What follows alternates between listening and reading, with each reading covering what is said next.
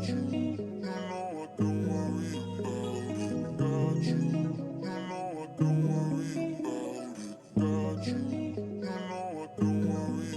I don't like to do that.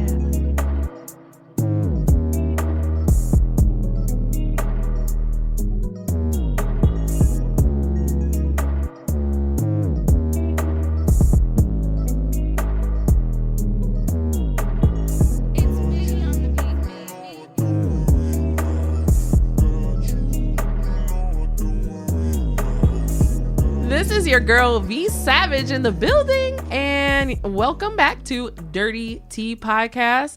We have some special guests for you today. We're going to be talking about how to be a survivor, and that can, you know, be in all different aspects of life. There's a whole lot of shit we got to survive from. Love, trauma. We can go on for days, but we only got 45 minutes. So with that being said, we're going to welcome back Thais. Hey, what's up? And we have a newbie today in our studio, Magdeline Benitez. Hello, everybody. And we are so happy to have you here. I haven't had a Latin artist yet on my show, so I'm so interested to find out how you got started and what made you want to do Latin music, and what kind of specific Latin music is it that you do? Thank you for asking. I first started singing church music and joined Little Poppy group and did gospel and did the whole solo thing. I went by the name of Misty and did very well. But then I was introduced to, I knew about salsa all along, all my life, because it's part of my culture. But, you know, when a friend of mine asked me to do backgrounds with his band one day, and I felt the band behind me, live music, live instruments. Right. I don't know, but that was a whole different experience. And I said, I got to have this. And that's when it all started, right? But so what I do is salsa right now. Salsa. But I don't want to limit myself to say I'm just a salsa artist. Right, yeah. But that is currently what I am bringing out to the table. Awesome. And where do people find your music? My music is in all platforms right now. And I have a YouTube page, nice and fresh, Magdeline Benitez YouTube.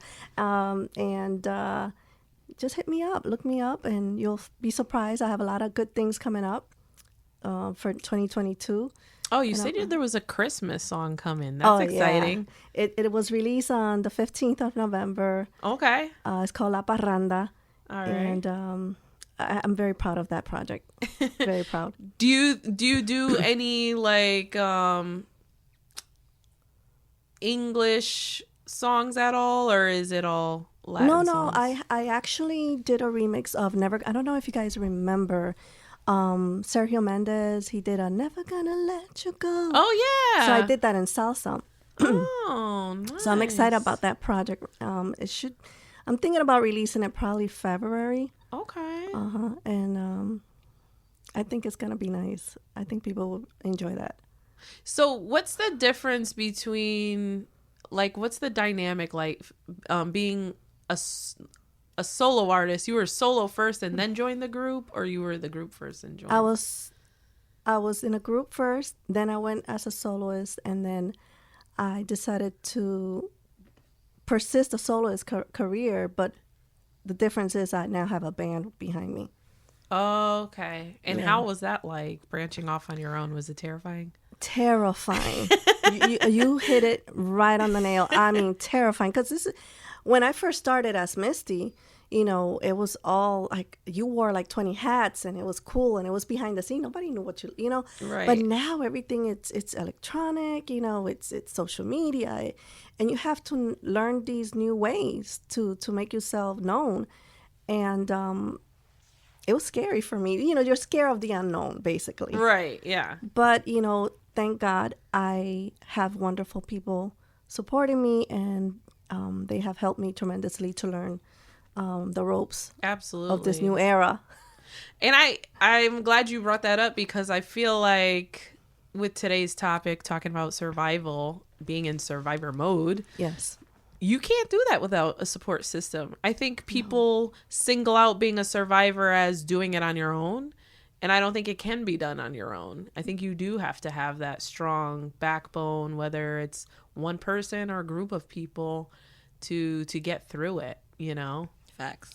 That is absolutely factual, 100%. Yeah. You know, you just can't say, I tell everybody, actually is my Facebook, to me, everybody that's been in my life put their grain for me to be who I am today.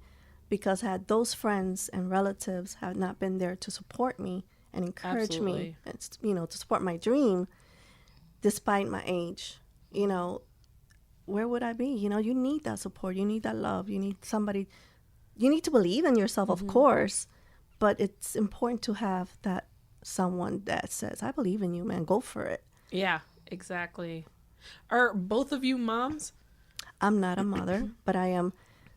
With Honor, her and I are aunts of about maybe 20, 22 nephews and one niece. Oh my God. So I yeah, don't need basically no you are kids. parents. Yeah, I don't need After children. that. I got enough nephews and nieces, so I'm good. No, because I was going to say, I think for me specifically, finding out when you're pregnant. I feel like that was one of the most terrifying moments of my entire life. And I've been shot at. And it wasn't nearly as scary. Wow. Yeah. Not nearly as scary. I can't imagine having that, you know, I don't know, that first time. You don't know. Right. You never really know how to, there's no manual, right? The first time or the For the second first time. Jeez. And both times for me was a surprise too. It's a shocker. It always is, Oh, you know? Lord. Like, I got pregnant at 16. Okay. So for me, that was absolutely terrifying. My mother didn't know yet. She's diehard Catholic, so I was terrified to tell her. She didn't speak to me for like 3 days. But, which is probably the only time in her life she's never spoken. Because, oh man, I would get hit with that Bible every day. But, I have a girlfriend now who just turned 30, I want to say. And she just found out she's pregnant for the first time. And she's just as terrified as I was when I was 16. Because, I mean, her situation is different, at least for me, even as young as I was. The father was there. He was supportive. His mother was supportive. My mother eventually became supportive. But, I mean, this girl is a lot older. Her parents both died. And she's on her own. The father's not going to be around. She's making the sole decision of taking care of him or her by herself. So I feel like, you know, that in itself is terrifying. But speaking of survivor, right? That child would be her reason. Yeah, You know? exactly. Same for me fight. when I was 16 and I got Yeah. pregnant. My parents, same thing, Catholic, you know, to the end. And they wasn't supportive, but they kind of was. You know, they were Right. as confused as I was. Right. But, you know, I feel like, you know, Yeah. instead of me going towards a person for support, I kind of Right. like escape in the music. So sometimes it helps out to have a person, but you could also depend on other things to give you inspiration and move you forward. Right, right. So you just need an outlet. Yeah, exactly. And I mean, like, for her specifically, she's not the type of person who she's very independent. So she won't ever ask anybody for help, ever. Unless her back is against the wall. But now, being in the situation that you're at, she's starting to learn people want to be there for you. You have to give them that option. You know, you have to let them in. That green they light. can't Yeah. know what's going on with you unless you open your mouth. So like now she's getting this outpour of love and support, and it just makes everything so much better. And now she's, you know, instead of throwing up all the time, she's excited. Yes. You know what I mean? And it's just a great feeling, And you she know? can create her own new family now for this newborn. Yeah, exactly. And I don't know about you guys, but like I wasn't the closest with my family. Like me and my brother haven't spoken like 20 years. But I've been a strong believer you can make your family. Absolutely. You know what I Oh, mean? yeah. Yes. Oh, yes. I have a friend of mine, Regla, who her mom and dad died. And, you know, she said, Max, you're all I got. Mm-hmm. you know? Yeah. And I said, well, you're my sister, you know? You don't Yeah. need to be blood sister to be my, Right. you know? You're my sister. That's Yeah. it. And I said, Mom, Dad, you know, you got a new daughter. That's it. Exactly. Yeah. But, you know, the only thing I have to say is, and this is super important. Yes, there's people out there that want to help you. They're willing to support you, and it's good to have that to bounce on. But be very selective of the circle you surround yourself with. Yeah. That's Because that can complicate things Yeah. if you're not selective. true. Right. That's gonna be your new family, right? The people that you're gonna Right. go to, especially if there's a child involved. Mm-hmm. Mm-hmm. I'm sorry, that's the counselor in me. I couldn't help that one. Yeah. Yeah. You know, you when there's a child involved, you got to be very mindful of the people you surround. That you're introducing this child to be part of their lives. You know, Right. You can't just bring anybody in the house Yeah. in And that circle. if it's one thing I've learned, sometimes it's the people closest to you that are the most negative. They implement themselves in your life, and you think they're there for the right reasons, and they aren't always. So, yeah, that makes things rough too, because you don't know who to trust. I mean, hopefully it's, you know, people that you known long enough to decipher the difference. But I've some of my best people in my life are new people. A lot of them aren't the people. There's a lot of people I grew up with that I don't speak to anymore. You know, their true colors came out later down the road, but But some people are seasonal, right? And we just learn from that. oh yeah, You know? seasonal friends. Oh, thank you for teaching me that. You know, That lesson. moving next. You know, Moving on. Yeah. yeah. Because And- just like we out here trying Yeah. to look for the good in people and trying to move forward, Right. there's people out here that are doing the total opposite. Like that's their job, you know, to prey on people who are weak at the time and take advantage of them. So you have to Yeah. balance yourself out. And I feel like it's the worst in relationships. Surviving heartbreak. Let's talk about that. Oh God, I remember the first boyfriend. I thought I was gonna die. And then when I got over it, I'm like, why didn't I know this was gonna pass? I wish I'd known that. And You know, when was that? Was that like high school, college? I had a few heartbreaks, and each one is different. But every time I can beat myself in the butt because I'm like, I should know better. My first heartbreak, I have to say, was Felipe.